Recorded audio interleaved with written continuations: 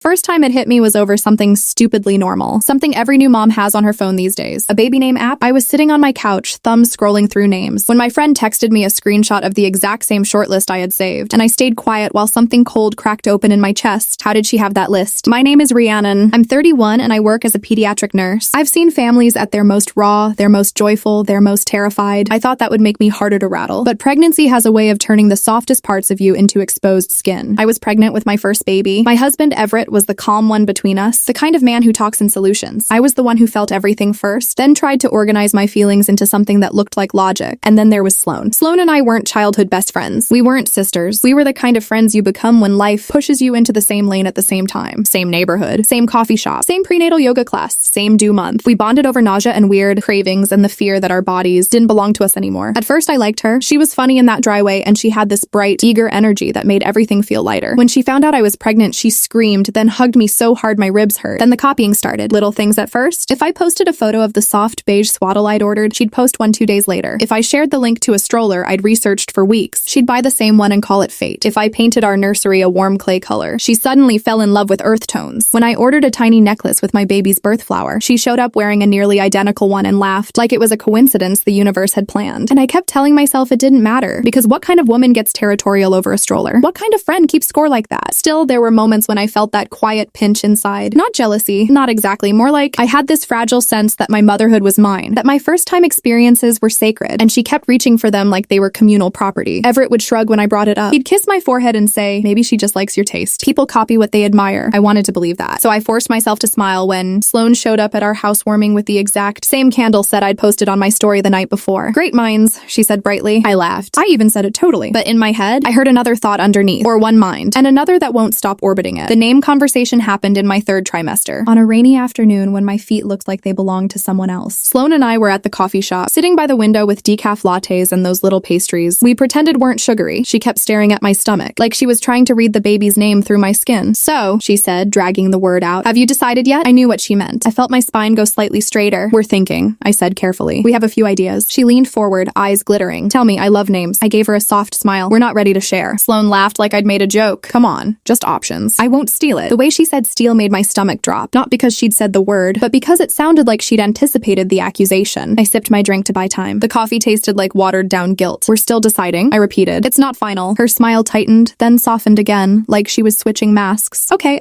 but you have to tell me something. Like, give me your vibe. Classic? Modern? Nature? I tried to keep it light. We're keeping it between us for now. Sloan's eyes flicked over my face like she was scanning for a crack. Then she said, sweet as frosting. You're so private. I shrugged. It's my first baby. I want one thing that feels just ours. Her expression changed for half a second. Not anger. Something sharper. Something hungry. Then she laughed and said, fair. But she didn't drop it. Over the next week, she asked again and again. In texts, in voice notes, in casual little comments that pretended to be jokes. Name reveal when? I had a dream you told me the name. Just tell me one option. I won't tell anyone. Each time I said no, and each time I felt more certain that the name was exactly what she wanted. One night, Everett found me in bed, phone lighting up my face, my thumb hovering over Sloan's latest message. He read it, then frowned. That's a lot. I know, I whispered. He sat beside me. Do you want me to say something? No. The word came out too fast, too sharp. I swallowed. If I make it a confrontation, she'll play innocent, and I'll look paranoid. Everett's eyes softened. Then let it go. I stared at the ceiling. My heart was thumping like it was trying to warn me. What if I'm not wrong? He didn't answer right away. He just rubbed my shoulder the way he does when he can't fix something with logic. What are you thinking? I didn't want to admit it out loud, because once you name a fear, it becomes real. But I said it anyway. I think she's going to use whatever name she can get out of me. And I think she wants to beat me to it. Everett blinked. Why would someone do that? I laughed, but it wasn't humor. It was that ugly little sound you make when you don't want to cry. Because some people don't know who they are unless they're standing in someone else's shadow. The silence after that felt thick. Everett looked at me like he wanted to argue, but he couldn't, because he'd seen it too, just in pieces. The same purchases, the same posts, the same timing. That's when the idea came. Not a loud idea, not a dramatic one. A quiet test. I didn't tell Sloan anything. Instead, I told two mutual friends. Women I trusted. Women who loved gossip the way some people love dessert, but who also loved me enough to keep me safe. We were at my friend's place for a small dinner, the kind where everyone pretends it's casual but actually spent an hour choosing what to wear. Someone asked the question everyone asks a pregnant woman sooner or later. So what's her name? I paused just long enough to make it believable. Then I said softly, like it was sacred, we're pretty sure it's going to be Juniper. The word felt strange in my mouth because it wasn't true, but it sounded like something I would pick. Nature. Soft. American. A little poetic. My friend gasped, that's beautiful. I smiled. I let myself look shy. I let the moment settle like it mattered. Inside, I felt like I was setting a trap and praying I wouldn't catch anything. After dinner, I sent each of them a message. Please don't post it. Please don't tell anyone else. We're keeping it quiet. They agreed. Hearts. I understand. Of course. And then I waited. Days passed. text. Sloan didn't mention Juniper. She didn't text about names at all, which was almost more unsettling. It felt like the calm before a storm. 2 weeks later, Sloan gave birth. I found out through Instagram. A photo of her newborn wrapped in a beige swaddle, her own face carefully angled to look radiant and exhausted. The caption was long, dramatic, blessed, grateful, and there it was in the middle, like a knife hidden inside a bouquet. Welcome to the world, Juniper. One letter different, just enough for her to pretend it was her own. I stared at the screen until my eyes blurred. My thumb went numb. My entire body felt like it had filled with ice water. Everett found me sitting at the kitchen table, phone flat on the wood like it was evidence. He picked it up and read, and I watched his face change. Confusion, then disbelief, then a slow, angry realization. He looked up at me. No, I couldn't even speak. I just nodded once. Everett exhaled hard. She did not. I still didn't speak because I was afraid if I opened my mouth I'd scream, or sob, or say something irreversible. Instead, I swallowed and said the only thing I could manage. I told you. He set the phone down like he wanted to break it. You said you weren't naming her that. I'm not, I whispered. My voice sounded thin, like it belonged to someone else. That's the point. Everett stared at me. So she took a name you weren't even using. I nodded again. I needed to know if I was imagining it. He ran a hand through his hair, paced once, then stopped. That's unhinged. I felt something ugly crawling up my throat. Not just anger, not just betrayal, humiliation, because she had done it publicly, in front of everyone, with a smile. And the worst part was knowing what would happen next. People would compare. People would whisper. People would assume I copied her if I ever chose something similar. People would put us in the same box, like we were some kind of matching set. Motherhood, but make it a competition. I wanted to throw my phone across the room. I wanted to message her. I wanted to comment under her post, "Congratulations, thief." I wanted to expose her so loudly her ears would ring, but I didn't. I stayed quiet because I could already hear the way she'd spin it. You're accusing me over a name. It's just a coincidence. I've loved that name forever. You're hormonal. You're jealous. Everett sat beside me again, quieter now. What do you want to do? My hands were shaking, but my voice was steadier than I expected. Nothing. Not yet. He frowned. Nothing? I took a breath. I thought about every time she'd watched my stories like a hawk. Every time she'd bought the same thing and acted innocent. Every time she'd pressed me for information, like she deserved access to my private life. Then I thought about something else. Sloan didn't just want to copy. She wanted the satisfaction of getting away with it, and that meant she'd keep doing it. I looked at Everett. If I call her out, she'll deny it, and she'll paint me as crazy. I'm not giving her that. Everett's jaw clenched. So what? You just let her take shots at you forever? No, I said softly. I let her get comfortable. That made him pause. I picked up my phone again, but not to message her. I opened my camera roll. I scrolled back to the dinner night. I found the group photo, where my pregnant belly was visible, and my friend's dining table was behind me. Then I opened our mutual friend's text thread and searched the word Juniper. The message was there with a timestamp. The exact night I'd said it out loud. The exact night Sloan would have heard it. I took a screenshot. Then another. Then I saved them into a folder labeled receipts. Everett watched me. What are you doing? I swallowed hard. I'm building a timeline. He sat back, eyes narrowing like he finally understood the kind of anger I was carrying. The kind that doesn't scream. The kind that sharpens. My phone buzzed. A notification. Sloan had tagged me in her birth announcement. My stomach turned. Everett reached for the phone, but I held it. My thumb hovered over the tag. I didn't click it yet. I didn't look, because I knew what was coming. A public performance. A sweet little caption that forced me into her story. I stared at the notification and felt my heart pounding so loud it sounded like footsteps in a hallway. I stayed quiet, but inside I was already planning what I would do next. Hold on, tiny break. I read the comments when I'm worn out, and seeing your location reminds me I'm not telling these stories into an empty room. Like, subscribe and drop your city, state, or country. All right, now let me take you back. I didn't go to the hospital when she gave birth. I sent the polite message everyone sends. Congratulations, she's beautiful. Hope you're resting. Sloan replied immediately as if she'd been waiting. Thank you. I can't believe she's finally here. Also, I tagged you in my post. You've been such a big part of this journey. A big part, like I was a supporting character in her life. I stared at that message and felt my cheeks burn. Not because I was embarrassed, but because I suddenly saw the shape of the whole thing. It wasn't just copying. It was claiming. If she tagged me, if she wrapped me into her narrative, then anything similar between us wouldn't look like she copied me. It would look like we influenced each other. Like we were twins in motherhood. Like it was natural. It would blur the lines until there were no lines. Everett said, "Don't respond." "I will," I said quietly. He looked at me. Why? Because silence can be a weapon too, I thought. Because sometimes you don't fight by swinging. You fight by letting someone trip over their own confidence. I typed back, "Of course, rest up. So happy for you." I didn't mention the name. I didn't mention the spelling. I didn't mention the months of pressing me for options. I said yes without correcting her. And then I opened her post. The caption was a novel. It talked about her labor, her strength, her gratitude, her miracle. Then halfway down it said, "And to all the mamas around me who inspired me, thank you. Especially Rhiannon. You always had such beautiful taste, and you helped me find so much of what I loved." Beautiful taste. There it was. The confession dressed up as a compliment. My throat tightened. My fingers went cold. And then I saw the comment section. Mutual friends, family, strangers. Someone wrote, "Juniper is such a unique name." Another wrote, "I've never seen it spelled like that." Then a third comment made my breath catch. Wait, wasn't that the name Rhiannon was considering? Sloan replied underneath, smiling with words. Oh my gosh, really? I've loved it forever. Total coincidence. Total coincidence. I stared at that sentence until my eyes hurt. And then something inside me went very still, because she hadn't just taken a name. She had taken my credibility. She was already building the story, where I was the dramatic one, and she was the innocent one. Everett watched me read, his hand clenched into a fist. "She's lying." I nodded. "I know." He said, "So now you say something." I took a deep breath, and my voice came out calm. Too calm. "Not here." He looked like he wanted to argue, but he didn't. He knew me well enough to hear the edge in my quiet. I clicked out of the post and opened my notes app. I started writing down dates and words. The dinner night. The first time she asked me about names. The day she sent me the baby name app screenshot. The day she asked again through voice note. The day she gave birth. The day she posted the announcement. The time she replied to that comment. I didn't need it for court. I wasn't suing anyone over a name. I needed it for truth. Because truth is heavier when it's organized. Everett asked, "What's your plan?" I didn't answer right away. My mind was moving, connecting dots I hadn't wanted to connect before. Sloan didn't just copy my purchases. She watched my stories. She watched my timing. She watched my decisions. She needed access. And if I gave her access, she used it. So the first step was simple. I stopped giving her access. I went to my Instagram settings and restricted her. Not blocked, not dramatic, just restricted, so she wouldn't see my stories the way she used to. She could still follow me. She could still think everything was normal. Everett watched me do it. That's it? For now, I said. That night, I lay in bed, staring at the dark ceiling while my baby kicked, like she was trying to punch her way into the world. Everett slept beside me, but I couldn't. My brain kept replaying Sloane's voice. I won't steal it. Like she'd been daring me to accuse her. In the morning, I got a message from one of the mutual friends I'd told the fake name to. "Did you see Sloane's post?" I typed back, "Yes." She replied, "This is weird. I swear that name came from you." My fingers hovered above the keyboard. I wanted to say, "I know." I set her up, but I didn't, not yet. Instead, I wrote, "I'm handling it quietly." My friend sent, "Good, because I'm mad for you." I sat there with my phone in my lap, feeling my heart pound. Not with panic this time, with focus. Sloane thought the name was the win, but it wasn't. The win was that she'd revealed exactly who she was, and she'd done it in public, with timestamps I could prove, and she had no idea I was watching. The next message came in minutes later from Sloane herself. "Hey, I hope you're not upset. People are being weird in the comments. You're not going to make it a thing, right?" I stared at that line. Not going to make it a thing? She wasn't asking if I was okay. She was managing the risk. Everett leaned over my shoulder and read it. "She knows." I swallowed. "She suspects." Everett said, "Say something." I inhaled slowly. Then I typed the calmest response I could. "Of course not. It's your baby. Enjoy this time." I hit send, and in that moment, I felt the shift. She would think she'd gotten away with it. She would relax, and relaxed people make mistakes. I set my phone down and walked into the nursery. The clay-colored walls glowed softly in the morning light. The crib stood there waiting. The tiny folded onesies smelled like detergent and hope. I put my hand on my stomach and whispered to my unborn daughter, "You're going to have a name that's yours, and no one gets to take what belongs to you." Then my phone buzzed again. A new notification from a private group chat I wasn't active in much anymore. Someone had added Sloane's birth announcement, and the message underneath made my stomach drop. "Ladies, should we plan a joint baby name reveal brunch for both moms so it's cute and matching?" I stared at the screen, my pulse roaring in my ears. Sloane was trying to pull me into it. Publicly, socially. She wanted to tie us together. So tight I couldn't separate my story from hers without looking like the villain. I didn't respond. I just opened my folder of screenshots again, and I added one more. I stood in the nursery with my phone in my hand, staring at that group chat message until my vision narrowed. A joint baby name reveal brunch. Cute and matching, like we were a coordinated set of matching outfits. Like my life was a theme she could decorate. My stomach tightened so hard I thought I might get sick. Everett came into the doorway, rubbing sleep from his eyes. "What's wrong?" I turned the screen toward him. He read it, and the muscles in his jaw flexed. "That's insane," he said quietly. I didn't answer right away. My baby shifted inside me. A slow roll, like she was trying to find a comfortable position in a world that already felt crowded. I walked to the rocking chair and sat down carefully. My hands were shaking, but I kept my voice low. "She's trying to lock me into her story." Everett sat on the edge of the rug. "So you don't go." I stared at the folded blankets in the basket, the ones I'd washed and rewashed like I could scrub away anxiety. "If I don't go, she'll frame it as me being petty or jealous or dramatic." He frowned. "Who cares what she frames it as?" "I do," I admitted, and that truth tasted bitter, because I'm the one who's pregnant. I'm the one whose hormones people will blame. I'm the one everyone will whisper about if I snap. Everett watched me, his eyes searching my face. "What are you thinking?" I took a slow breath, feeling my heartbeat in my throat. "I'm thinking I go." I smile. I say yes. And I let her talk. Everett's eyebrows lifted. "You're going to play along?" "I'm going to listen," I said. "And I'm going to let her reveal herself." He leaned forward. "Rhiannon, you don't owe her anything." "I know," I whispered. "But I owe myself one thing, control." Control had been the first thing pregnancy took from me. I couldn't control my body. My swelling ankles, the nausea, the way I cried at commercials. I couldn't control labor or pain, or the fact that my daughter would arrive when she wanted. But I could control the story people believed about me. And if Sloane wanted to trap me in something matching, I would step into the trap with my eyes open and my hands full of receipts. I opened the group chat and typed, "Calm as possible. Sounds sweet. Let me know the details." The replies came quickly. Hearts. Excited gifs I couldn't stand looking at. Someone said they could bring cupcakes. Someone said they had a camera. I let the phone fall into my lap and stared at the nursery walls. The clay color felt warm and soothing, but it couldn't soften the knot in my chest. Everett reached for my hand. "Promise me you'll stop if it feels like too much." I nodded even though I wasn't sure I could. That afternoon, I did something I hadn't done in weeks. I called my mom. She answered on the second ring, her voice bright. "Hi, sweetheart. How are you feeling?" I swallowed. "Tired and a little stressed." My mom's tone shifted instantly. "What happened?" I hesitated. My mom wasn't dramatic, but she was sharp. She could smell dishonesty like smoke. "There's a friend," I started carefully, "and she's been copying me." My mom exhaled through her nose. "Copying you how?" I told her about the stroller, the nursery color, the jewelry, then finally the name, the fake name, the one-letter difference, the tag. There was a long pause. I could hear my mom breathing on the other end. Then she said, calm and deadly, "That woman is not your friend." My throat tightened. "I know. She's trying to wear your life like a coat," my mom said. "And you're letting her because you don't want to look mean." The words landed hard because they were true. I pressed a hand to my stomach. I'm trying to handle it quietly. You can be quiet and still be firm, my mom said. Quiet doesn't mean weak. It means precise. Precise. That word settled into me like a tool. After I hung up, I went back to my receipts folder and opened it like it was a file at work. I added more screenshots. Sloan asking me for names. Me saying we were keeping it private. Her saying she would not steal it. Her birth announcement. Her comment reply claiming coincidence. Then I did something else. I opened my story archives. I scrolled through months of posts. Every time I'd shared a product, a color, a tiny detail, I matched them to Sloan's posts. It was worse than I remembered. The timing was almost always the same. A day or two after me, sometimes the same day. And the sickest part was that she always posted hers like she discovered it first. My hands went numb as I scrolled. Everett walked in again and saw my face. It's bad. I nodded without looking up. He sat beside me, his shoulder pressing into mine. Do you want me to talk to her husband? Sloan's husband, Griffin. He was polite, quiet, the kind of man who looked a little overwhelmed by her energy. I'd always assumed he was just supportive. Now I wondered if he was exhausted. No, I said quickly. If this turns into couples drama, it gets messy. I want it clean. Everett sighed. Okay, clean. That night I couldn't sleep. Not because of pregnancy discomfort, but because my mind kept replaying one thing. How did she get the fake name so fast? I had told the mutual friends at dinner. They had promised not to tell anyone else. I trusted them, but trust wasn't proof. At 3 o'clock in the morning, I got up and padded into the kitchen, barefoot on cold tile. I poured water, then stopped with the glass halfway to my mouth because there was another possibility. I opened my phone and searched my messages with Sloan again. I looked for anything that could have been a leak. Then I remembered something small, something I'd dismissed. Weeks ago, I had sent Sloan a link to my baby registry, not because she asked, because she laughed about being overwhelmed, and I said, here, this helped me organize. It wasn't just a list of items. It had a section for notes, ideas, preferences, including names I liked. My stomach flipped. I opened the registry app and logged in. My heart was pounding so hard I could hear it in my ears. I clicked settings, then activity. There it was. Views, multiple from an unfamiliar device, at odd hours, and a detail that made my skin go cold. The views increased dramatically right after the dinner, where I told the fake name out loud. She hadn't just heard it through friends. She had been watching me. She had been checking my registry like it was a menu. I set the glass down so hard water sloshed over the rim. Everett came in half asleep, hair messy. What are you doing up? I turned my phone toward him. Look. He leaned in, his eyes scanning the activity log. His face changed slowly, like a storm building. She's been stalking your registry, he said. Yes, I whispered. Can you block her? I nodded, my fingers trembling. I can remove access. Do it, he said. I hesitated for a second, not because I didn't want to, but because I could already see the way she'd notice, the way she'd play victim. Then I thought of my mom's word, precise. I removed Sloan's access quietly, no message, no announcement, just a silent door closing. Everett watched me. How do you feel? I expected satisfaction, relief, something clean. Instead, I felt grief, real grief, because it meant it wasn't in my head. It meant she was capable of this on purpose. It also meant she had been close enough to me, friendly enough to make me hand her the keys. I stared at the screen until it went dark. I feel stupid. Everett's voice softened. You're not stupid. You're trusting. That's not a crime. It feels like one, I whispered. The next morning, Sloan texted me. Hey, quick question. My registry link stopped working. Did you change something? My throat tightened. Everett looked over. She noticed fast. I stared at her message, then typed a response with steady fingers. Oh, I'm updating privacy settings before the baby comes, trying to keep things simple. It was true enough. Sloan replied instantly. Totally get it. So smart. You're always so organized. The compliment was oily, slippery. I didn't answer. I added her text to my screenshots folder. Micro twist number 1. She didn't get angry. She adapted. That's what manipulators do. They don't always blow up. Sometimes they smile and pivot. A few days later, the brunch planning started. A group message with details, cheerful and loud. Sloan picked the place. A bright little cafe with white walls and flowers on the tables. She framed it as a celebration for both moms, a sweet bonding moment. I could already picture the photos. 2 pregnant women, 2 matching smiles, 1 stolen narrative. The morning of the brunch, I stood in front of my bathroom mirror and practiced my face. Not a fake happy face. A calm face. The one I used at work when parents were panicking, and I needed to stay steady. The one that said, I'm here and I'm not going to collapse in front of you. Everett stood behind me, adjusting my necklace. You don't have to do this. Yes, I said quietly. I do. He kissed the side of my head. Then remember, speak less. Hit harder with action. I nodded, my throat tight. At the cafe, Sloan greeted me like nothing had happened. Like she hadn't taken a name I'd planted like bait. Like she hadn't monitored my registry. She hugged me too long. She smelled like sweet perfume and victory. I'm so glad you came, she said, loud enough for everyone to hear. I missed you. I smiled. Of course. We sat, people chatted. Someone passed around tiny cupcakes with pastel frosting. Someone took photos. Sloan kept placing her hand on her baby's head like she was showcasing a prize. Juniper, she said often. She said it like she wanted the name to echo. Every time she said it, my chest tightened. Finally, when the conversation drifted to names again, someone looked at me and asked, so have you decided yours? I felt the room shift, subtle but real. Curiosity, anticipation. Sloan's eyes locked on mine. Her smile stayed in place, but her gaze was sharp. I took a sip of water. I let silence stretch just a little, enough to make everyone lean in. Then I said softly, we have. Sloan's fingers tightened on her coffee cup. Someone squealed. Tell us. Sloan leaned forward, her voice gentle. Only if you want to. No pressure. The performance was almost impressive. I smiled. Not today. A murmur went around the table. Disappointment, but also respect. Sloan laughed lightly. You're so mysterious. I shrugged. I just want it to be ours for a little longer. Sloan's smile flickered just for a second. Then she said, well, I can't wait to see if it matches our vibe. Matches. There it was again. Her obsession with alignment. I kept my face calm. I'm sure it'll be perfect for my baby. A friend changed the subject, but Sloan didn't let it go. Later, when people got up to take photos near the window, she pulled me aside like it was friendly. Her voice dropped. Are you mad at me? I looked at her. Her eyes were wide, innocent, glossy, the perfect mask. I kept my voice even. Why would I be mad? She blinked. Because of the name thing. People are being weird. I tilted my head slightly. People say all kinds of things. Sloane exhaled, relief slipping into her face. Right, exactly. They love drama. I nodded. They do. She smiled again, warmer this time. I knew you'd understand. You're not petty. Not petty. She was baiting me. She was labeling me so I'd be afraid to break character. I smiled gently. I'm not petty. And I meant it. Because I wasn't going to fight her in a comment section. I wasn't going to scream in a cafe. I wasn't going to accuse her without a plan. I was going to be precise. When I got home, I didn't cry. Not yet. Instead, I opened my laptop. I pulled up my screenshots. I organized them in order, with dates spelled out in words in a separate document. I included the registry activity log. I included her text asking why the link stopped working. Then I wrote one single sentence at the bottom. I did not expose her. I showed the truth to the right person. The right person wasn't a friend. It wasn't the internet. It was someone who could see patterns the way I did at work. Someone trained to spot behavior that crossed lines. The next morning, I called the woman who ran our prenatal group, the same group where Sloane and I had met. She was a licensed counselor who also taught the class. Her name was Greer. She had calm eyes and a voice that never flinched. When she answered, I said, "Hi, Greer. This is Rhiannon. I need to talk to you about something, and I need you to listen without judging me." Greer paused. Okay, tell me. I stared at the wall, my heart pounding. I think someone has been using my private information to mirror my choices, and I have proof. There was a quiet beat. Then Greer said, "Send it to me and take a breath. We'll handle it the right way." My fingers hovered over the email button, the folder of receipts ready, and for the first time in weeks, I felt something close to power. Not loud power, quiet power, because Sloane thought she'd won with one letter. She had no idea what I was about to do with the entire timeline. I sent the email before I could talk myself out of it. Subject line simple. Timeline and screenshots. I attached the registry activity log, the text messages, the public comment where she claimed coincidence, and the private message where she panicked the moment my access changed. Then I sat on the edge of my bed, hands on my stomach, and tried not to shake. Greer replied within an hour, "Thank you for trusting me. I see the pattern. I want to meet you privately first. Can you come tomorrow afternoon?" I stared at that sentence until my eyes stung. I didn't realize how badly I needed someone neutral to say, "I see it too." The next day, I drove to Greer's office with Everett's hand squeezed around mine the whole way, like he could hold me together through the steering wheel. The waiting room smelled like clean citrus and quiet, the kind of quiet that makes you aware of your own breathing. Greer opened the door herself. She looked the same as always, calm and grounded, but her eyes softened when she saw me. "Come in," she said. "Sit wherever you feel safest." Safest. The word landed heavy, because I hadn't felt safe in weeks. Not emotionally, not socially. Like every detail I shared would be lifted out of my life and worn by someone else. I sat in a chair with my back to the wall. Everett sat beside me, close enough that our knees touched. Greer didn't rush. She let silence settle like a blanket. Then she said, "Tell me what you want from this. Not what happened. Not how I felt. What I wanted." I swallowed. My voice came out steady, which surprised me. "I want her to stop. I want her to stop watching me like a source. I want my baby to be mine." Greer nodded. "And you don't want a public fight?" "No," I said quickly. "I don't want to be the pregnant woman everyone calls dramatic." Greer leaned forward slightly. "You're not dramatic. You're observant. And you did something very smart. You documented." Everett let out a breath that sounded like relief. Greer turned her laptop toward us. On the screen was my timeline, organized exactly as I'd sent it. She pointed to the registry activity log. "This matters," she said. "Not because of the name, but because of access. This crosses a boundary." My throat tightened. I gave her the link. Greer's expression didn't change. "You gave her access with trust. If she used it to monitor you, that's on her." I stared at my hands. I felt shame creeping in, trying to make a home in my chest. Greer continued, "Here's what I can do. I can address this in the context of our prenatal group, not as an accusation from you. As a group boundary and a privacy policy." Everett said, "Like a warning?" Greer nodded. "A boundary. And if she reacts defensively, that reaction becomes information." My heart thumped. What if she denies it? Greer's voice stayed calm. "She can deny the intention. She cannot deny the timestamps." I felt something loosen inside me. Not anger, not revenge, just clarity. Greer asked, "Do you want her removed from the group?" The question made me pause. Part of me wanted to say yes immediately. Another part feared the fallout. "I don't want to ruin her life," I said softly. "I just want her away from mine." Greer nodded again, as if that was the healthiest answer in the room. "Then we aim for distance and boundaries, not destruction." When we left the office, Everett squeezed my hand. "You okay?" I nodded, but my eyes burned. "I feel like I can breathe." 2 days later, Greer held our regular prenatal session in the community center classroom. Bright lights, folding chairs, a whiteboard with breathing notes. Nothing about it looked like the setup for a personal earthquake. Sloane arrived late, of course. She walked in with her baby carrier, hair styled like she'd had time to practice being effortlessly perfect. People cooed. People leaned in. Sloane soaked it up like sunlight. When she saw me, she smiled big and walked over. "Hey," she said sweetly. "I missed you." I smiled back. "Hey." My voice didn't shake. That was my first win. The class started. Greer talked about postpartum recovery, boundaries with visitors, sleep, hormones, normal things, real things. Everyone nodded along, tired-eyed and tender. Then Greer set her notes down and said, "Before we end today, I need to address something important about privacy." The room shifted. People sat up straighter. Sloane's smile held, but her eyes sharpened. Greer continued, "In this group, we share resources, registries, links, baby lists, personal preferences. That's a gift. But it also comes with responsibility. If you are using someone else's private link or information to monitor them, copy them, or pressure them, that is not support. That is intrusion." My heart started pounding, but I kept my face calm. I stared at my hand hands in my lap like I was just listening. Greer added, "If anyone feels uncomfortable, you can speak to me privately. And if you have access to someone's registry or private planning, you need to treat it like you would treat medical information. You do not pass it around. You do not use it for your own advantage. You do not make someone feel watched." The room went quiet, the kind of quiet where you can hear a chair creak, a swallow, a baby's tiny breath. Then from the back, another mom spoke up, hesitant. "Wait, is this why someone asked me for my registry link last month and kept checking it?" A second mom frowned. "That happened to me too. I thought I was imagining it." My skin went cold. That was micro twist number 2. It wasn't only me. Sloane's head snapped toward them, her expression tightening. Greer stayed calm. "If you experience that, come see me after. We will handle it." Sloane shifted in her chair. Her baby carrier strap squeaked as she adjusted it too aggressively. She looked around, then lifted her hand with a forced laugh. "This is kind of intense," she said. "People share ideas. That's normal." Greer's gaze stayed steady, kind but firm. Sharing ideas is normal. Pressuring someone for private information is not. Using access to track someone is not. Sloane's face flushed. She tried to smile again, but it looked brittle. "Are you talking about me?" The room froze. Everyone's eyes flicked between Greer and Sloane like they were watching a tennis match. Greer didn't raise her voice. She didn't accuse. She did exactly what I needed her to do. She asked one small question. "Sloane," Greer said gently, "do you currently have access to anyone else's registry or private planning link?" Sloane blinked hard. "I mean, people send them." Greer nodded slowly. "Do you check them repeatedly without being asked?" Sloane's mouth opened, then closed. Her eyes darted to me for half a second, and in that glance I saw it. Not innocence, calculation. She tried to laugh. "I don't know. Maybe. I like planning. It's not that deep." Greer's voice stayed calm. "It becomes deep when it makes someone feel unsafe." Sloane's cheeks went red. Her shoulders lifted like she was trying to make herself bigger. "So what? Now we're policing what moms do? This is ridiculous." And there it was. The reveal. The overconfidence cracking. The mask slipping. Greer nodded once. "We are protecting the emotional safety of this group. If you feel attacked by a boundary, that's something to reflect on." Sloane stood abruptly. "I can't believe this. I just had a baby and I'm being targeted." Targeted. The word was a weapon. No one moved. No one rushed to comfort her. The room stayed quiet, and that silence was louder than any argument. Sloane looked around like she expected a rescue, then grabbed her carrier and stormed out, the door slamming behind her. My hands were shaking under my sweater, but my face stayed calm. I kept my eyes down. I didn't smirk. I didn't look triumphant. I just stayed quiet. After class, 2 moms approached me, hesitant. One whispered, "Is this about what I think it's about?" I met her eyes and said softly, "I'm not talking publicly. I'm just protecting my peace." She nodded like she understood everything. When Everett and I got to the car, I sat in the passenger seat and stared out the window. My heart felt like it had been sprinting for miles. Everett started the engine, then turned to me. "You did it." I swallowed. "I didn't do anything." I stayed quiet. He shook his head. That was the point. That night, Sloane messaged me. "I know you did this. You're jealous. You can't stand that I had my baby first." My chest tightened, but I didn't respond. I took a screenshot. I added it to the folder. I kept the timeline clean. Then she sent another message. "People are turning on me. Are you happy?" I stared at the screen, feeling the old urge to defend myself, to explain, to justify. The urge to fix the narrative. Then I remembered the rule I'd made for myself. Speak less. Hit harder with action. I didn't reply. Instead, I blocked her fully, quietly, completely. No announcement. No drama. A door closing with no sound. A week later, my labor started on a night when the air was warm and still. I woke to a deep rolling pain that made my entire body go silent. Everett got up immediately. We drove through dark streets with the radio off, our hands clenched together between contractions. In the hospital, under bright lights, I did what I'd seen other women do 1,000 times. I became fierce. I became focused. I became someone who could handle pain because the outcome mattered more than the fear. When my daughter arrived, everything else blurred. Her tiny cry, her warm weight on my chest, the way her fingers curled around mine like she was claiming me back. Everett leaned over us, eyes shining. "Hi," he whispered to her, voice breaking. I looked at her face, and something inside me settled into place like a lock turning. 2 days later, when we were home, I posted one photo. Just her hand holding my finger, no face, no details, and then I wrote her name, Dahlia, not Juniper. Not anything Sloane could predict. A name Everett and I had loved quietly for months. A name I had never typed in any registry note, never said to any friend, never let float around in someone else's mouth. Dahlia, mine. The comments poured in. Beautiful, elegant, perfect. And then one comment popped up from an unfamiliar account. No profile picture. A new username. "Of course you picked a flower name too." My stomach tightened for a split second. Then I smiled. Because micro twist number 3 came like a gift. The account was blocked from commenting again almost immediately. Not by me. By Everett. He had been watching quietly too. He looked at me, holding our daughter with careful hands. "I'm done letting her reach you." I leaned into him, my forehead against his shoulder, and finally let myself cry. Not loud, just a few tears, warm and clean. Weeks passed. I heard through mutual friends that Sloane had tried to change the story. She told people I was obsessed with her. She told people I was cruel. She told people I had always been competitive. But something had shifted. Because now there were other moms, other experiences, other whispers that didn't match her version. And then one afternoon, I got a message from Griffin. It was short, polite, tired. "I'm sorry. I didn't understand what she was doing until it got out of control. I hope you and your baby are well." I stared at that message for a long time. My fingers hovered, ready to type something gracious, something mature, something soothing. Then I stopped. Because I wasn't responsible for making anyone feel better about what they allowed, so I didn't reply. I put my phone down and walked into the nursery, where Dahlia was sleeping in her crib, her chest rising and falling like a tiny, steady tide. The clay-colored walls glowed in the afternoon sun. The room felt peaceful in a way it never had before. Sat in the rocking chair and watched her sleep, my heart finally quiet. quiet. And the final twist came weeks later, from a mutual friend who couldn't help herself. She texted me half laughing, half shocked. Sloan is telling people she invented the spelling and now she's mad because no one is copying her. I stared at the message, then looked down at my daughter. All that effort, all that stealing, all that hunger to be first. And the only thing she ended up owning was her own loneliness. I kissed Dahlia's forehead and whispered, "You can't build a life by chasing someone else's shadow." Then I turned my phone off, held my baby closer, and let the silence be mine again. Now I'm going to step out of the story for a second because I want to say something real. People like this don't always hate you. Sometimes they envy your stability, your choices, the way you seem rooted. And instead of building their own life, they try to borrow yours. It starts as admiration, then it turns into entitlement. That's why it feels so violating, because it's not just copying an item. It's treating your identity like it's available. And if you've ever been on the receiving end of that, here's the part that matters. You don't have to scream. You don't have to convince everyone. You don't even have to win the argument. You just have to protect access. Close doors quietly. Keep receipts. Let them get comfortable, and then remove yourself without explaining. The right people notice patterns on their own. The wrong people don't deserve a front row seat to your peace.